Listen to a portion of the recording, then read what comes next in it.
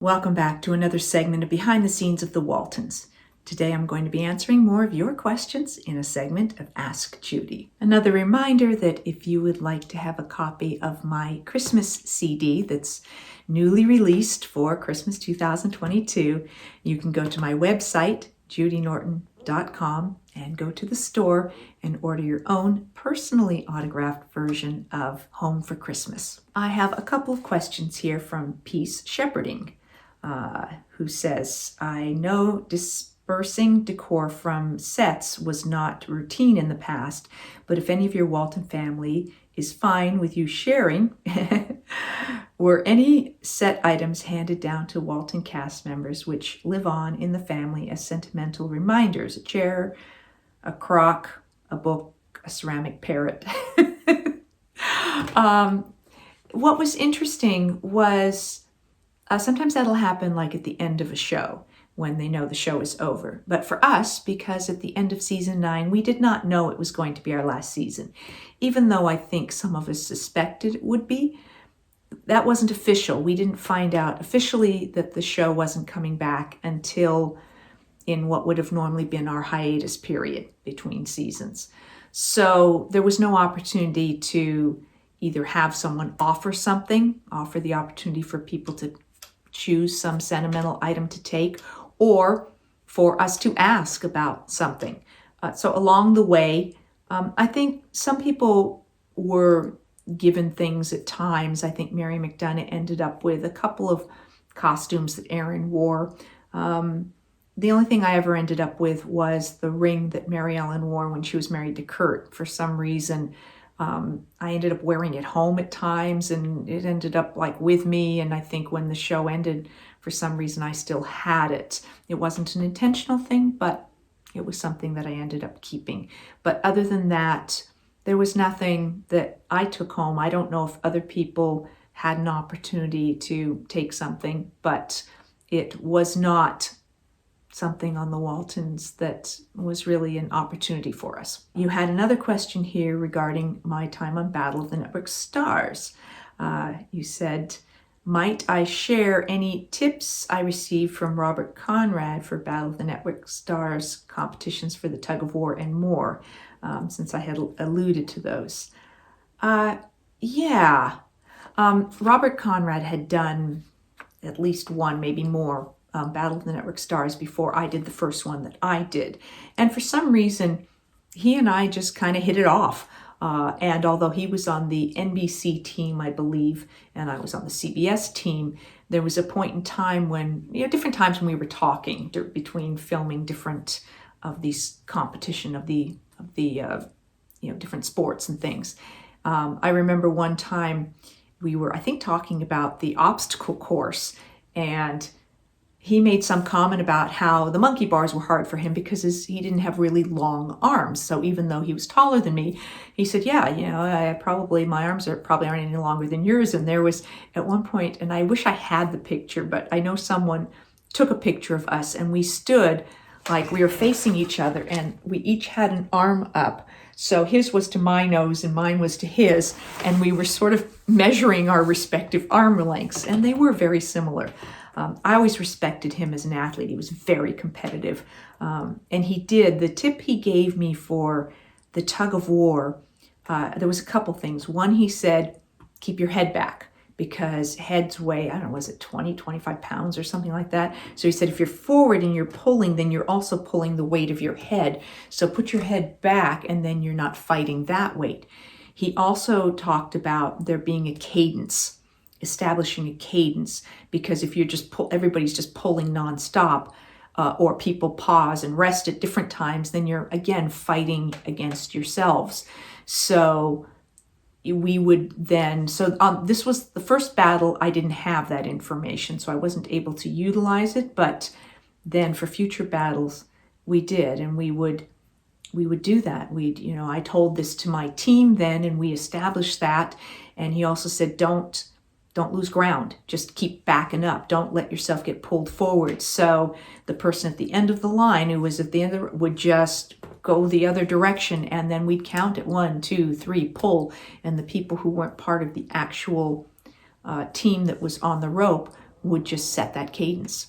And so although we lost to NBC in the first Battle of the Network Stars that I did, the next two I did, CBS won, and I'd like to think that some of that was because of the advice that Robert Conrad gave me, so I always appreciated that. Following on about Battle of the Network Stars, I had another question, this one from Sounds Great Greg, who asked, curious about how it all worked, how you knew if you were able to be considered for it, what the tryouts were like. So that came down to things like agents and press agents and like who pitched you. So I think that my press agent at the time pitched me when they would know what shows like that were being done. And so I believe they pitched me, and lots of people would be pitched. Now the show itself might have particular people they wanted to go after, but then beyond that, it was kind of a little of who was suggested, and then them deciding how to, and they wanted to balance out the teams. They obviously needed 4 men and 4 women on a team. And then there might be particular shows that they really wanted, that each network wanted to plug. So the network might have some input about who they wanted to pitch. I'm not sure about that. But there were no specific tryouts. But I think they had a sense of who was a good athlete and maybe who wasn't, particularly if you'd done the show before. So those things, I think, kind of came into play a bit, but it wasn't the primary criteria. I don't think they really cared if you were all that good or not, because, it was a celebrity competition, not an actual sporting event, although we all got very serious about it and very competitive about it. So the first year that I went in, I thought, oh yeah, it'll be fun. And everybody kind of goes in that way, but very quickly it's like you're playing for real, you're playing for blood. And people did get injuries. I broke a finger in one, I sprained an ankle in one, and there were other people who had injuries as well. So for those of us who were really competitive and fancied ourselves athletes, that did happen. So your other question was, did we train together, and how you personally prepared for the different competitions? So I think it was really, we never trained as a team. So it was kind of up to each individual how they train. And I think we might have had one opportunity perhaps before the show to get together as a team and sort of strategize a bit and maybe try a couple of the events. But I think mostly it was just you had to do it on your own. And I had watched Battle of the Network Stars for a number of years, so I knew what the sports were. And so I remember, trying to get in a pool and do some swimming. I have no formal swimming training, so I'm not really a swimmer. I mean, I can swim, but, I never raced, I never trained, so I wasn't one of the strongest compared to some of the people who really had been on swim teams and stuff. And I had never played football. So that was one of the ones that I focused on, because I knew that a lot of times the women in Battle of the Network Stars in the football competition were the ones that could really make the difference, because the men could sort of be fairly equal and fairly successful. But the women, a lot of times, like me, were not familiar with playing football.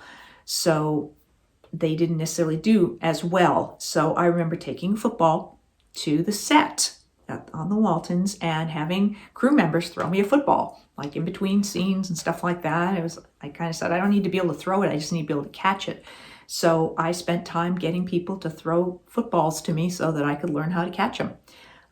So that made a big difference, and I was able to positively impact that sport, that competition, the football, from my team, and often was able to be the difference in us winning the football.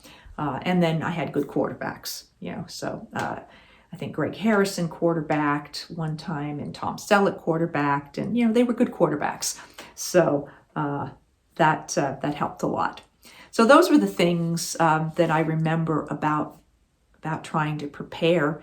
I was, I probably went and ran some, but it was mostly sprinting there, and so there was only so much you could do to prepare. but I always had a lot of fun. They were fun weekends. We spent the weekend at Pepperdine University overlooking the ocean, and we did we filmed 4 events each day, and yeah, it was a lot of fun. This from Steve George. I've often wondered, when Mary Ellen became a nurse, did you do any of your own research for the part, or was there a technical advisor? It depended on what it was. If it was just me talking about things, then really the research I did was making sure I understood what I was saying. If I was using terms, technical terms, medical terms, I made sure that I knew what they meant and that I could say them as if I knew what they meant and as if I used them all the time. If I had to be putting like a blood pressure cuff on or something like that, or checking with a stethoscope, then we had a first aid person, and so I would get advice from that person about how to do these things. So there wasn't a whole lot of technical things that I had to do, but yes, we had advisors, and I did whatever research I felt would help me be believable in the role. That's what I have for you for this segment of Ask Judy. I'll be back with more behind the scenes of the Waltons and more of your questions in another segment of Ask Judy. Thanks for watching.